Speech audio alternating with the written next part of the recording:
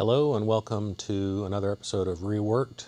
I'm Dave, and in today's episode we're going to be removing the front crossmember and entire front suspension from the 1967 Volvo 1800S.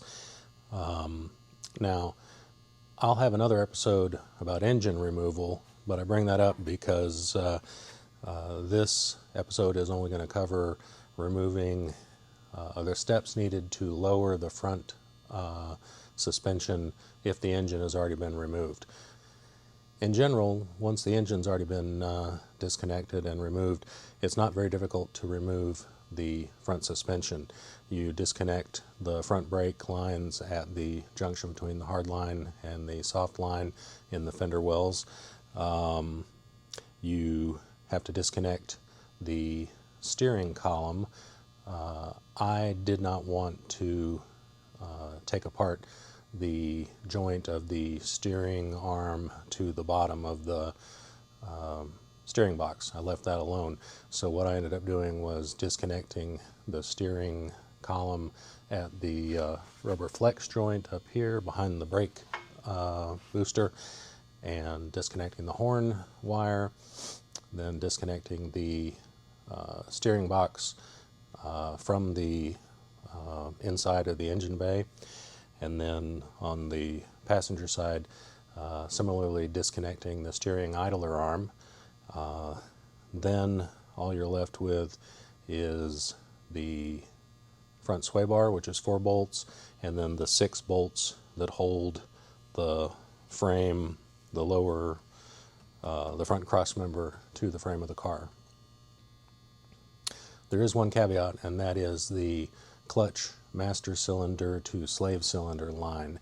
Even though I had removed the engine and transmission, I didn't notice that the clutch line goes through a bracket here behind the left upper wishbone. So you want to make sure that's undone before you start lowering the front suspension, or you're going to be hanging the entire weight of the thing on that clutch line going to the master cylinder. That's an overview of what we're going to do today in removing the front suspension. So let's go ahead and get started. To start the process of taking the front suspension out, I'm going to disconnect the steering column, and here it's got a flex joint, and this wire is the horn wire that it has to have this jumper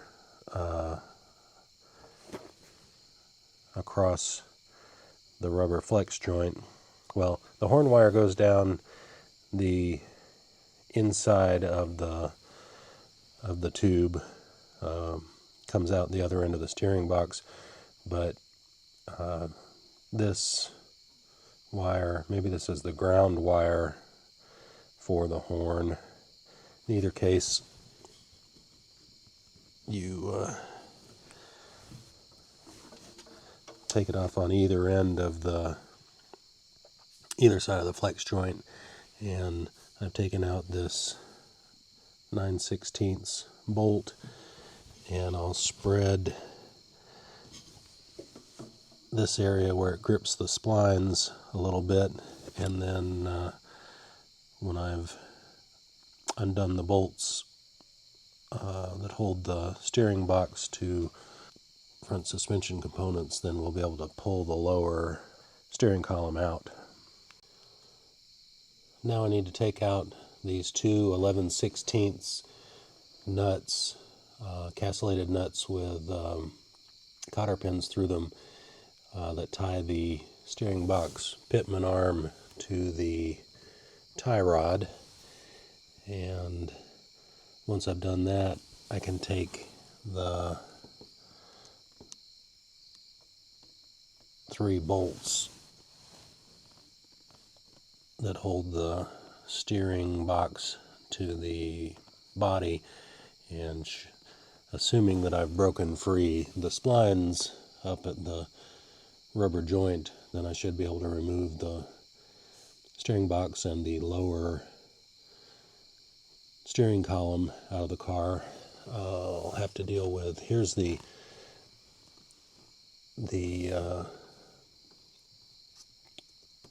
horn wire as it comes out of the back of the steering box, so I'll have to disconnect that up here from the wiring harness. I've taken off this castellated nut. Now I'll do the second one.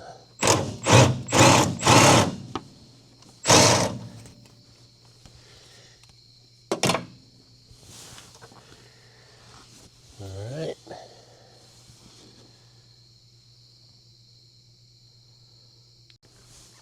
Now the other two castellated nuts on the other end of the tie rod at the steering idler arm.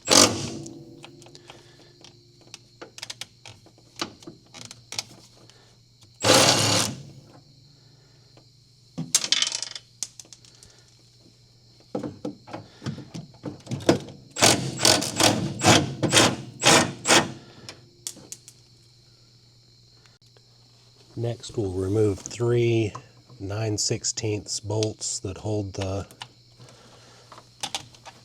steering box to the body. The 3 steering box bolts have nuts here on the back side of where it connects to the front frame, so you've got to get a 9/16 wrench back here while loosening from the bolt head. I've taken one off here, and then here it's kind of sway bars in the way, but here's the top. There's the top one, and then behind the sway bar is the third one.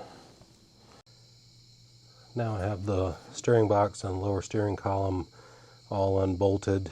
I had to get under the car to hold the wrench against the nuts on the back side of the front frame rail, and then reach under and use my impact driver to back out the bolt. That resulted in a lot of this road crud raining down on my face, so if you follow that, I recommend you use eye protection. I had some good goggles.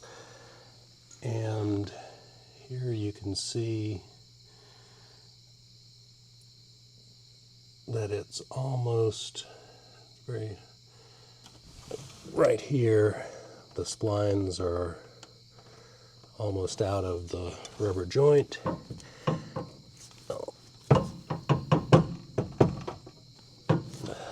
Wiggle it and pull some more.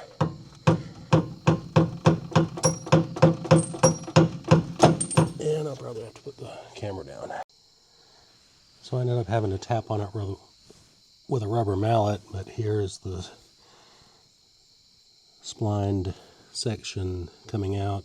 Then you can see here in the middle, right there, that's the horn wire going down the lower steering column and out through the steering box. And so as we remove the steering column, we're going to end up pulling the wire back through the steering box and out the steering column, which is going to present the challenge of getting the wire back through the steering box someday in the future.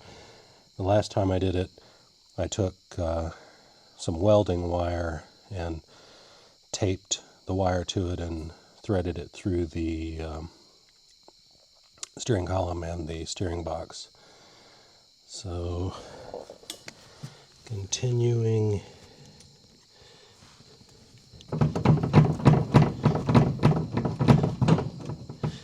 Again, it's not a one-hand job.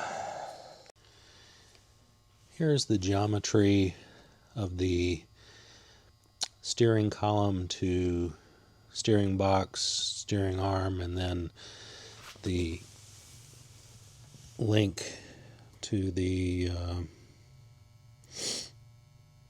wheel hub and the tie rod here. Oop, there we go. Tie rod. and the link up to the wheel.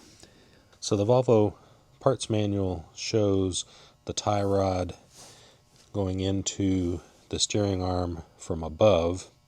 For some reason, the same manual or same parts book shows it going from below on the 122, but it actually goes from below on both.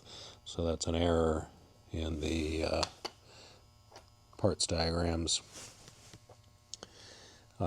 You can see I've cleaned and painted the steering box, and I'll need to check it for fluid level, because when it's not in the car or not at the right orientation, then fluid comes out the end of the steering column there, and I've plugged it with a paper towel, keep from making a mess. So even though I didn't film it, I did take some still pictures of popping the old version of this off of here and the old version of this tie rod end off of here. I have a couple tie rod separators, but they wouldn't fit. They were too big. So I ended up using a 3-jaw puller on one, and then I realized that if I'm replacing these anyway, I don't need to care about their threads or anything, so I just hit the remaining one with a hammer and just pushed it out. But if you're trying to separate this and not damage, because you're not going to, if you weren't going to replace these ball joints, then you need to use a separator or a 3-jaw puller. Let's take a closer look at the 2 wires associated with the steering column to be more clear than I was in the video as I took it apart. This long purple wire is the positive 12-volt line for the horn button, and it goes down the center of the steering column, which you can see here as it enters the steering column, the upper steering column. The lower steering column has been removed along with the steering box, and you can see it wiggling in there as it goes up to the horn button. And then this is this small wire that is blue, but I'm not sure if that's the original wire or wire color, is the negative wire for the horn, and it uses the steering column as the ground, but because of this flex disc in the steering column, it has to have this jumper. So we get here, jump the flex disc, and then it mounts around that bolt. So coming out of the back of the steering box, the purple horn positive wire then is plugged into the front wiring harness, and even though it's got overspray on it, the wire here is purple, so it connects right here. Next, in taking the front suspension and front cross member out, I jacked the car up, put it on jack stands, and removed the wheels, and came in here to disconnect the hard brake line from the soft brake line leading to each front caliper. And the soft brake line, the larger of the 2 connectors, was a 9/16, but this hard brake line, and it was all covered in this undercoating, which appears to have been put on at the same time as the paint in '83 or '84, so I had to kind of chip the undercoating off with the wrench, and I couldn't get, 1/2 was too big for this, and 7/16 was too small, and I didn't have a 15/32, but a 12mm fitted just fine. So I don't know if this is an original Volvo part that would have been in English units, or whether this was put on in 83 or 84 using metric. But I'm going to undo the rest of the way, and it's going to drain the old dirty brake fluid, so I've put some cardboard down, and then I'll go do the same on the front right side. Once you've removed the smaller nut on the hard brake line, you have to remove this nut that holds the soft line to this bracket. So it takes 2 9/16 and both hands and back this off. This one's a little, I would say, worse than usual because it's gummed up with this asphalt type undercoating, but it's backing off just fine.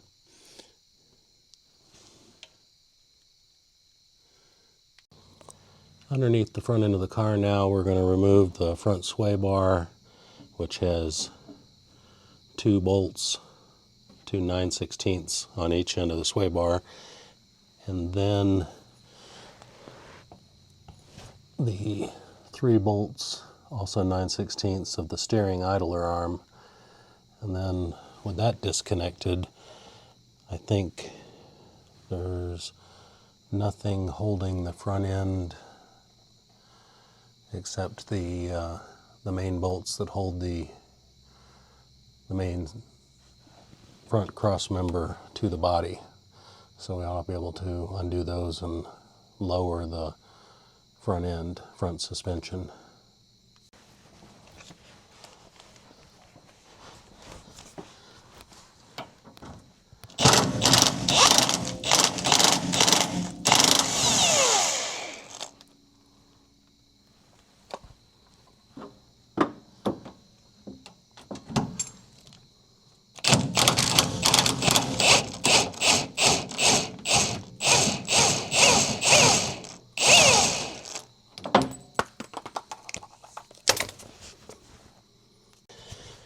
To remove the bolts of the steering idler arm, just like on the other side, we have to hold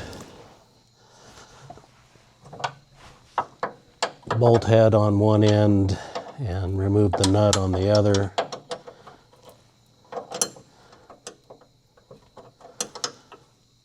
All 9/16.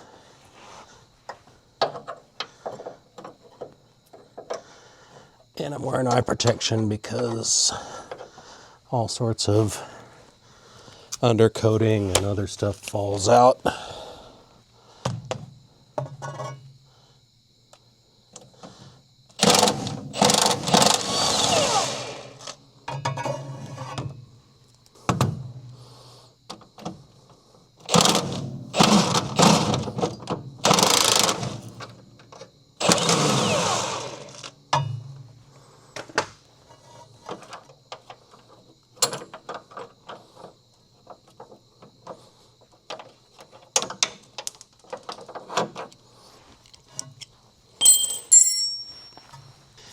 Alright, that's all 3. Each side of the front cross member has 3 bolts. The front bolts go vertically into the bottom of the frame, and they're protected by this bend down locking tab, so we'll have to bend that back. And these are 3/4 inch bolts, and the other 2 are on the back side of the front subframe, and you have to hold, they go through horizontally, so you have to hold the bolt head on one side with a wrench while removing the nut with, in my case, a impact hammer. So there's no way to reach up into this one, so I believe this is just a captive nut in the frame. So bend that back.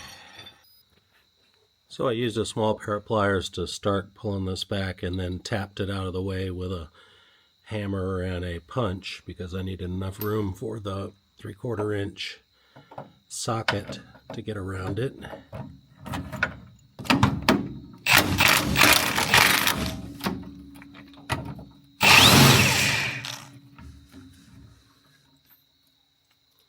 So there's the 3/4 inch bolt and the keeper plate. So now we just have the two rear bolts on each side holding the front subframe to the car, and you can see them right there and there. I'll zoom in on them. Unfortunately, as I said, we have to hold the bolt head on one side of the frame of the car and remove the nut from the other side. It'd be much easier if I had help, another person here tonight, but I don't. And doubly unfortunately, the dripping brake lines that I took off earlier this evening hang down right there. So maybe I should have loosened these bolts or considered that before taking those brake lines off. So this might be a little messy. I'm going to put a jack under the center of the front subframe so that when I try to remove these bolts, there's no weight on it relative to the frame. And that should be the last. Remove those 4 bolts and I should be able to lower the front suspension and subframe to the ground. Well, I got one of them off, and I've just been kind of wedging 3/4 inch wrench to hold the bolt head while I back the lock nut off from the inside.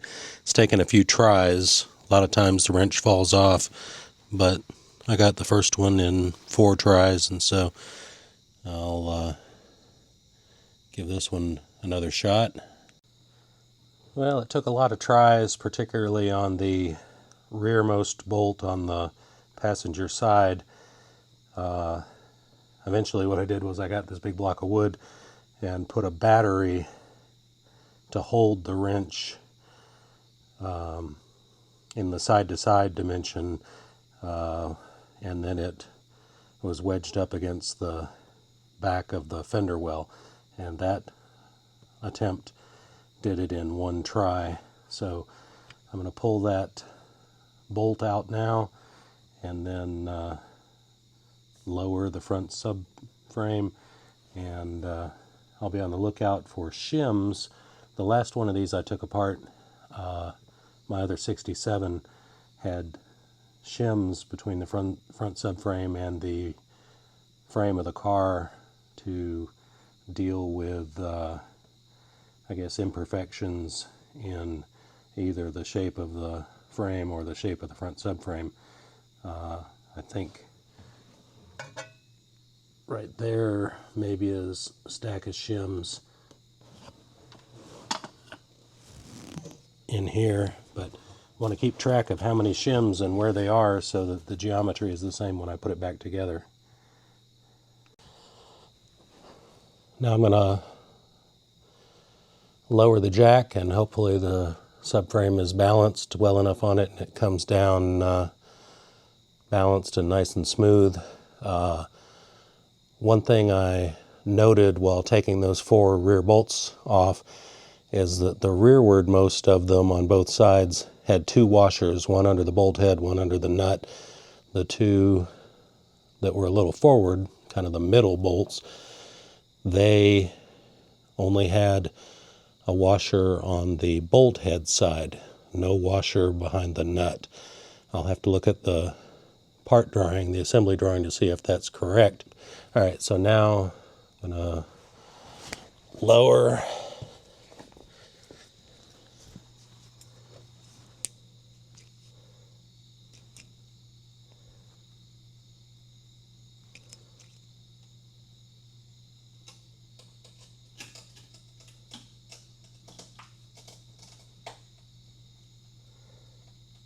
And I'm going to stop and make sure that nothing is connected that I had forgotten about. Oh, there's a pile of shims.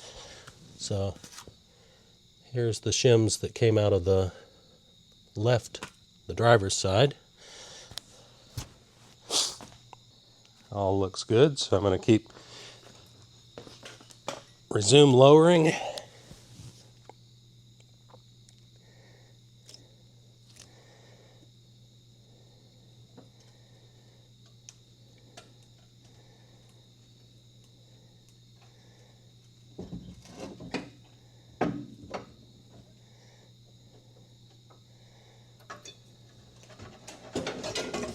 All right.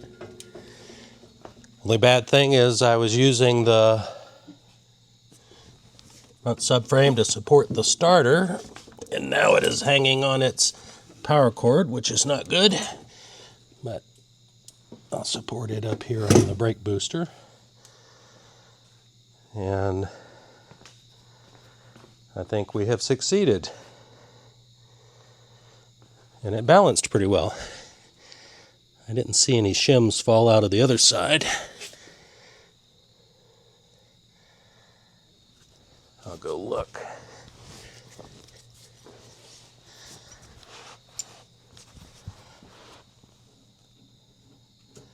Here they are. 2 thins and a thick on this side.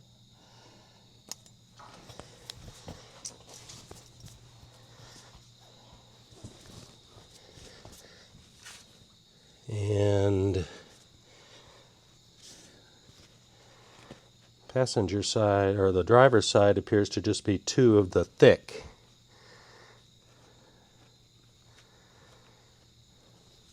We'll keep track of all that. So I'm very happy with how that went. No major calamities. Looking down from the top, you can see the horn wire, that purple wire there, came out of the steering column. You can see that it goes into the upper steering column. And I guess next I'll have to take the, in terms of making room inside the engine bay to work, I may need to take the first segment of the exhaust system out. But all in all, lots of progress. So here's the front subframe and all the suspension out of the car, ready for disassembly. Pretty much everything has to come apart if I'm going to fix the lack of paint issues on the main crossmember there. What BMW would just call a front subframe, but Volvo calls a crossmember. And then replace all the ball joints, all the rubber ball joints, bushings, suspension stop, bumper. I don't know if these are 30 years old or 60, 58 years old. But as long as I have it apart, I guess I'll just fix everything. When I did my other 67, the one up there, I had a lot of this powder coated rather than painted, but my powder coater has gone out of business, or he switched to Cerakoting, which is, for guns and smaller items. So I'd have to find another powder coater.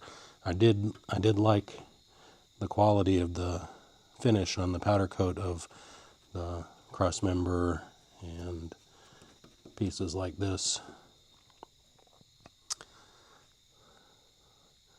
These, I remember, these main bolts were very difficult on the last one, like punishingly difficult. Hopefully these will come out relatively easily. You can see the cracked bushings on the far end.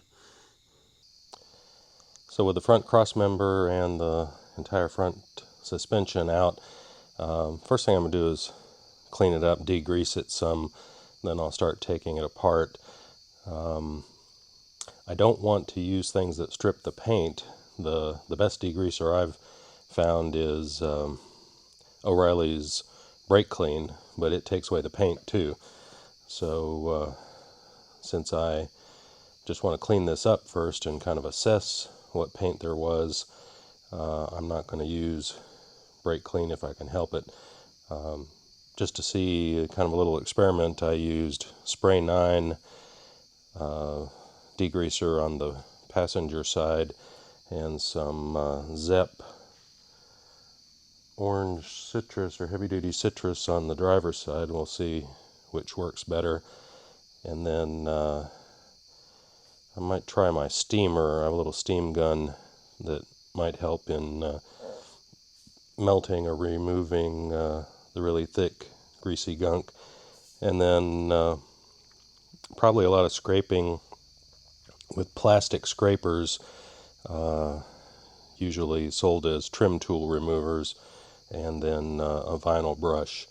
So I'll do a fair amount of cleaning on it, then I'll start disassembly with removing the wheel hubs and brake discs, and then into taking apart the suspension until I get it down to a bare front main cross member.